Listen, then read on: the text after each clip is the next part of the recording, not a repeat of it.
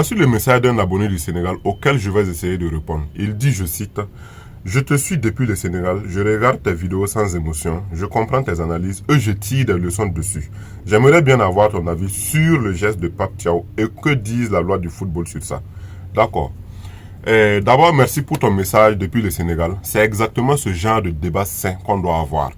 Mais concernant le geste de Pape Thiaw, lorsqu'il appelle ses joueurs à quitter le terrain après le pénalty accordé au Maroc, il faut distinguer l'émotion et le règlement. Et selon les lois de jeu de l'IFAB, loi 5, pouvoir de l'arbitre, et loi 12, comportement antisportif, un entraîneur n'a pas le droit d'inciter ses joueurs à quitter le terrain pour protester une décision arbitrale. Ce geste est considéré comme un comportement antisportif, une contestation manifeste des décisions de l'arbitre et peut entraîner soit un avertissement par carton jaune à l'entraîneur, soit une exclusion par carton rouge s'il persiste ou crée une situation de tension. L'arbitre de la finale a pourtant été très clément avec Pape Thiaw en ne lui donnant aucun carton, même pas un jaune pour l'avertir. Et côté joueur, si les joueurs quittent effectivement le terrain, l'arbitre peut leur demander de revenir. Et en cas de refus ou de retard volontaire, carton jaune pour retard de reprise et arrêt définitif du match si la situation dégénère. Mais le point le plus important, c'est que le geste de Pape Thiaw n'annule en aucun cas le pénalty. Une décision arbitrale reste valable même si elle est contestée.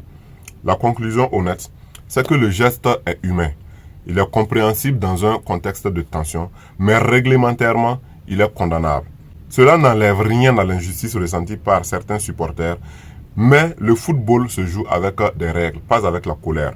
Contester, oui, mais protester, non. Les conséquences logiques, c'est qu'au-delà du match lui-même, ce genre d'attitude a aussi des conséquences indirectes mais bien réelles. Lorsqu'un entraîneur est perçu comme contestataire excessif, lorsqu'il donne l'image d'un staff qui perd le contrôle émotionnel, cela pèse forcément dans l'appréciation globale du tournoi. Ce n'est pas un hasard si au final c'est l'entraîneur du Maroc, Regragui, qui est désigné comme meilleur entraîneur du tournoi et non Pape Thiaw, pourtant auteur d'un parcours solide avec le Sénégal. Dans le football moderne, l'émotion explique un geste, mais elle ne le justifie jamais aux yeux du règlement.